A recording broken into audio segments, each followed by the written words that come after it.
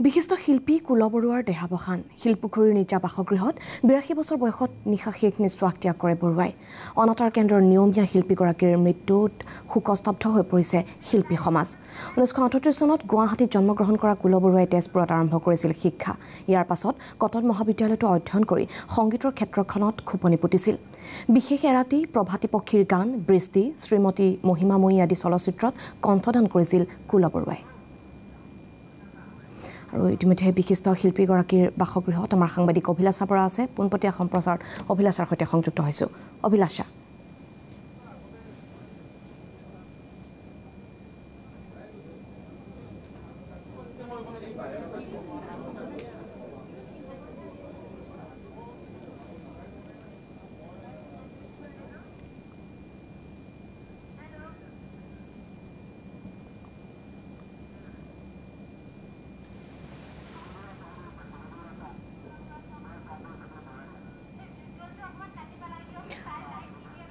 আমাৰ সাংবাদিক অভিলাষাৰ সৈতে আমি সংযোগ স্থাপনৰ চেষ্টা চলাইছোঁ কিন্তু এই মুহূৰ্তৰ দৃশ্য আমি দেখুৱাইছোঁ শোকস্তব্ধ হৈ পৰিছে পৰিয়ালবৰ্গ এয়া বিশিষ্ট শিল্পী কুল বৰুৱাৰ বাসগৃহৰ দৃশ্য আমি আপোনালোকক দেখুৱাইছোঁ শিলপুখুৰীৰ নিজা বাসগৃহত ৮২ বছৰ বয়সত নিশাৰ ভাগত শেষ নিশ্বাস ত্যাগ কৰে কুল বৰুৱাই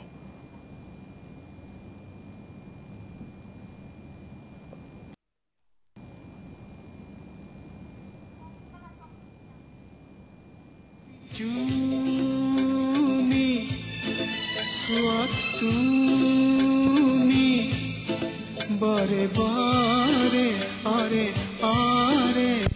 लज की हही करे देखी मूल मन हाय आजे बिया फूल देखी मूल मन हाय आजे बिया फूल जुमी चूमी स्वात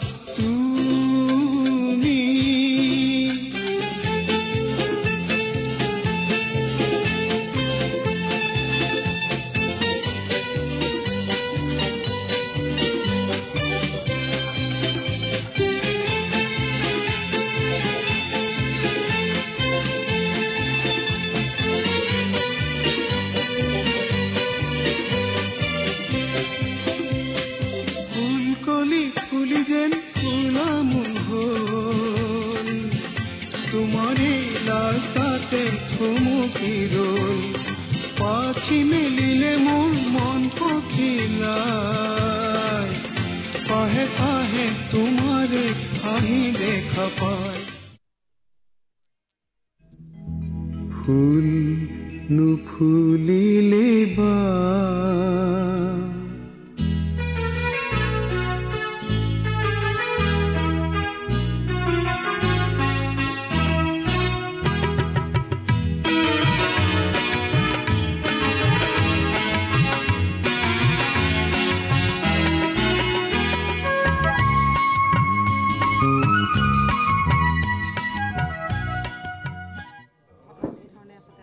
ফুলিলে বা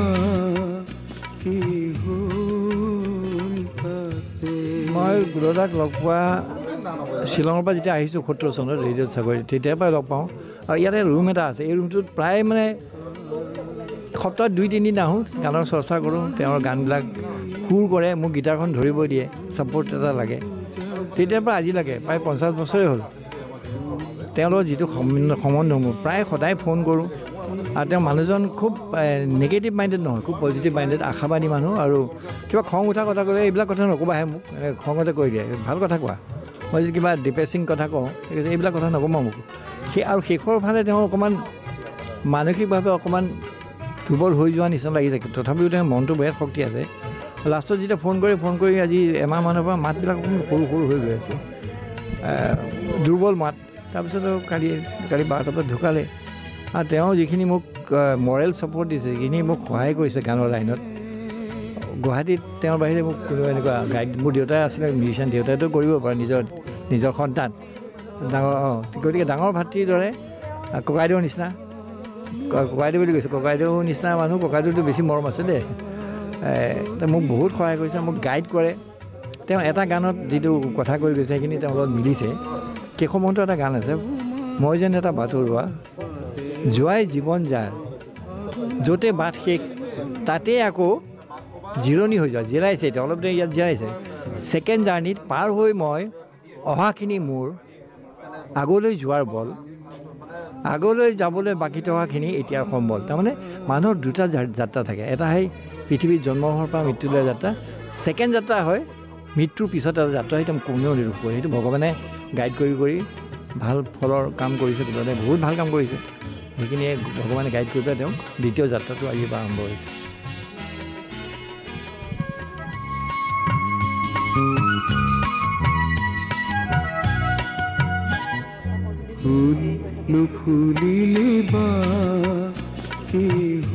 প্ৰথমটো এইটো এটা অপূৰণীয় ক্ষতি, এই ক্ষতিটো পূৰণ হ'ব বুলি মই নাভাবোঁ কেতিয়াও।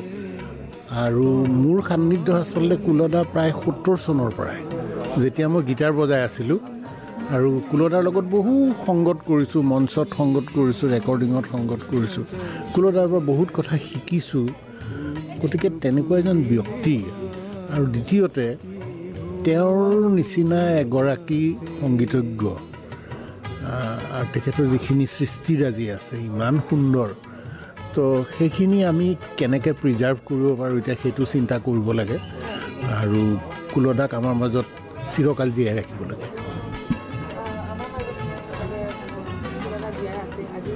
আজিও জীয়াই আছে, সদায় জীয়াই থাকিব। আমাৰ সাংস্কৃতিক জগতত অপূৰণীয় ক্ষতি, এইটো কেতিয়াও পূৰণ হ'ব নোৱাৰে। আৰু আমাৰ বহুত খুব মৰমৰ দাদা এজন হেৰুৱালোঁ, গানৰ কথাটো বেলেগ, আৰু তেখেতৰ আত্মাই শান্তি পাওক, এয়ে মই কামনা কৰিলোঁ। গুণমুগ্ধ সকলোৱে উপস্থিত আৰু স্তব্ধ পৰিৱেশ, আৰু সকলোৱে আচলতে মুখত এটাই কথা, তেখেতৰ যি এটা প্ৰগতিশীল চিন্তা, আৰু যি ধৰণে তেখেতে আচলতে সকলো লোকক, নিজৰ ভাতৃ সমাজক যি ধৰণে আচলতে সহায় কৰে, যি ধৰণে উৎসাহ যোগায়, যিকোনো মুহূৰ্তত তেখেতে আচলতে তেখেতৰ যি কনিষ্ঠসকলক উৎসাহ যোগায়, নিজৰ বন্ধুবৰ্গক উৎসাহ যোগায়, এটা পজিটিভ চ'ল বুলি ক'ব পাৰি। এয়া সঁচাকৈ ক'ব লাগিব যে দাদা আমাৰ সদায় অনুপ্ৰেৰণাৰ উৎস হৈ ৰৈছে, আৰু ভৱিষ্যতে থাকিবও। কাৰণ আমি দাদাৰ পৰা কোনোদিন না নুশুনিলোঁ, যিকোনো ক্ষেত্ৰতে। আমি আজি যদি কিবা এটা গান এটাও যদি আমি সৃষ্টি কৰোঁ, দাদালৈ আমি পঠাওঁ, দাদাই তাৰপিছত গানটো শুনি লগে লগে কিবা এটা, নাই বিষ্ণু গানটো ভাল হৈছে দেই, বৰ ভাল হ'ব জানা, ইমান সুন্দৰকৈ সেই উৎসাহটো, সেই আজি সঁচাকৈ বাকৰুদ্ধ হৈছোঁ। দাদাৰ সেই মাতষাৰ আৰু যেন শুনিবলৈ নাপাম, সেইটোৱে সঁচাকৈ মৰ্মাহত কৰিছে।